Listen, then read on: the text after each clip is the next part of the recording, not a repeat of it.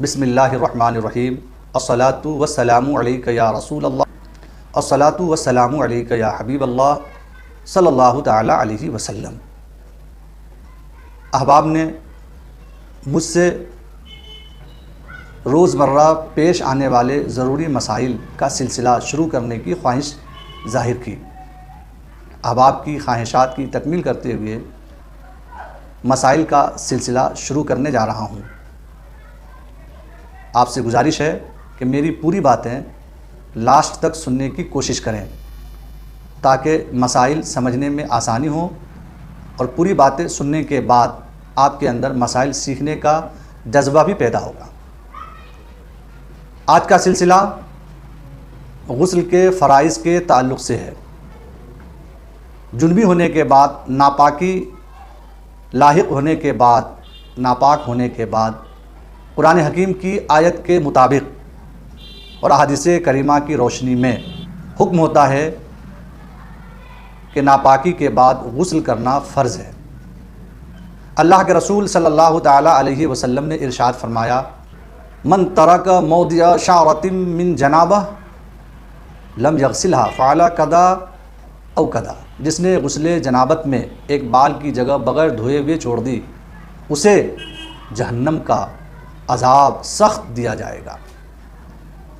اللہ رب العزت قرآن حکیم کے اندر ارشاد فرماتا ہے، ان کنتم جنوبا فطہروا، ناپاکی کی حالت کے بعد غسل کرو، پاکی حاصل کرو، خوب پاکی حاصل کرو۔ مبالغے کا صیغہ فطہروا اس سے غسل کا فرض ہونا بتا رہا ہے۔ تو غسل ناپاکی کے بعد کرنا یہ فرض ہے۔ غسل کے اندر بھی 3 باتیں فرض ہیں۔ پہلا فرض کلی کرنا، دوسرا ناک میں پانی ڈالنا، اور تیسرا ظاہری بدن پر پانی بہانا۔ انشاءاللہ ان تینوں فرائض کے تعلق سے اجمال، زیادہ تفصیل تو نہیں کروں گا، اجمال کے ساتھ پوری بات وضاحت کے ساتھ پیش کرنے کی کوشش کروں گا۔ حنفیوں کے نزدیک غسل میں 3 باتیں فرض ہیں: کلی کرنا، ناک میں پانی ڈالنا، تمام ظاہری بدن پر ایک مرتبہ پانی بہانا۔ کلی کرنے کا مطلب یہ ہے کہ منہ کے ہر حصے، ہر پرزے گوشت اور ہونٹ سے حلق کی جڑ تک پانی بہہ جائے، خوب دھل جائے۔ کلی اسی کا نام ہے۔ یہ نہیں کہ منہ میں پانی لیا اور اگل دیا۔ زبان کے نچلے حصے، گالوں کی جڑیں، دانتوں کی کھڑکیوں تک پانی نہیں پہنچ پایا، اس کا نام کلی نہیں ہے۔ کلی کرنے کا مطلب یہی ہے کہ ہونٹ سے حلق کی جڑ تک ہر جگہ پانی منہ کے اندر پہنچ جائے۔ کلی کرنے میں احتیاط سے کام نہ لیا گیا تو فرض ترک ہو جائے گا، جس سے طہارت حاصل نہیں ہوگی۔ جب طہارت ہی حاصل نہیں ہوگی تو نماز بھی آپ کی بیکار ہو جائے گی۔ اس لیے بڑی احتیاط سے داڑھوں کے پیچھے، گالوں کی تہ میں اور دانتوں کی جڑوں اور کھڑکیوں میں، زبان کی ہر کروٹ میں حلق کے کنارے تک پانی بہانا ضروری ہے۔ ہاں، دانتوں کے درمیان پان وغیرہ کھانے سے چونا جم جاتا ہے، جس کو چھڑانے میں سخت تکلیف ہوگی، انسان مشقت میں پڑ جائے گا، حرج لاحق ہوگا، ضرر لاحق ہوگا، تو وہ جگہ اس کے لیے معاف ہے۔ اس لیے معاف ہے کہ اللہ رب العزت ہمارے لیے آسانیاں عطا فرماتا ہے، سختیاں نہیں فرماتا ہے، اور اسلام دین یسر ہے، آسان دین ہے۔ اگر اس جگہ دھونا بھی ضروری ہوتا، فرض ہوتا، چونا جہاں پھنسا رہتا ہے دانتوں کے اندر، تو انسان تکلیف میں مبتلا ہو جاتا، اس لیے وہ جگہ اس کے لیے معاف ہے۔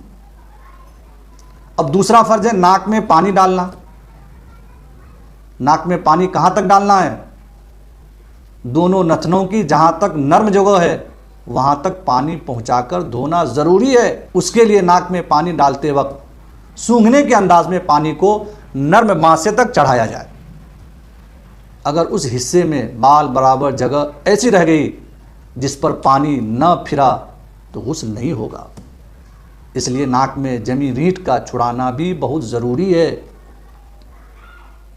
عورت کے لیے اگر ناک میں بلاق کا سوراخ اگر بند نہیں، اس جگہ بھی پانی پہنچانا فرض ہے۔ ناک کے اندر سوراخ، وہ بلاک کا سوراخ اگر بند نہیں ہے اس میں پانی پہنچانا فرض ہے۔